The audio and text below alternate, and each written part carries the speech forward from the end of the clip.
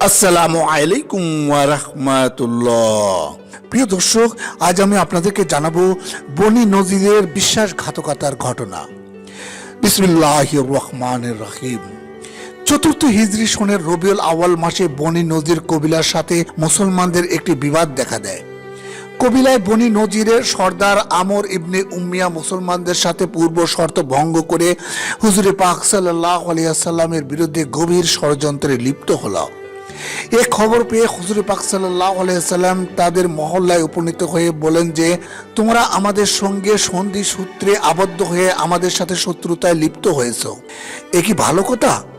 আমরা এ কথার জবাব একটু পরে দিব বলে হুজুর পাক সাল্লাল্লাহু আলাইহি ওয়াসাল্লামকে তার সহচরগণ একটি পাঁচিরের পাশে বসিয়ে রেখে সে ভিতরে চলে গেল। ভিতরে গিয়ে সে কবিলার অন্যান্য লোকদের সাথে পরামর্শ করে এই সিদ্ধান্তে উপনীত হলো যে হুজুর পাক সাল্লাল্লাহু আলাইহি ওয়াসাল্লাম তার সহচরগণ সহ পাঁচিরের নিচে উপবিষ্ট আছেন। এ সুযোগে উপর হতে পাথর গড়িয়ে দিয়ে সহজেই তাদেরকে শেষ করা যাবে। এদিকে হুজুর পাক সাল্লাল্লাহু আলাইহি ওয়াসাল্লাম তাদের এই মারাত্মক কথা কিছুই জানতে পারলেন না। তিনি নিশ্চিন্তে আমরের ফিরে আসার অপেক্ষায় বসে রইলেন। এমন সময় ফেরেশতা জিবরাইল আলাইহিস সালাম এসে তাকে দুশমনদের এ দুরভিসন্ধির কথা জানিয়ে দিলেন। হুজুর পাক সাল্লাল্লাহু আলাইহি ওয়াসাল্লাম সাথে সাথে সকলকে নিয়ে উঠে পড়লেন এবং পরবর্তীতে দুশমনদের প্রতি আক্রমণ করলেন।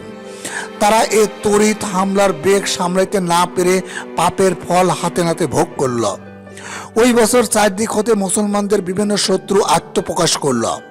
তারা মুসলমানদের সাথে জঘন্য বিশ্বাসঘাতকতা শুরু করে দিল। এ সকল শত্রুর কবল হতে নিরাপত্তা লাভের জন্য হুজুর পাক সাল্লাল্লাহু আলাইহি ওয়াসাল্লাম দুরাকাত সালাতুল খাউফ অর্থাৎ ভীতি মুক্তির নামাজ জামাতের সাথে আদায় করলেন।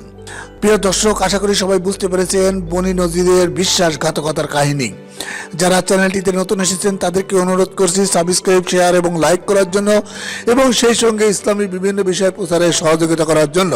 সবাই ভালো থাকবেন। আল্লাহ হাফেজ।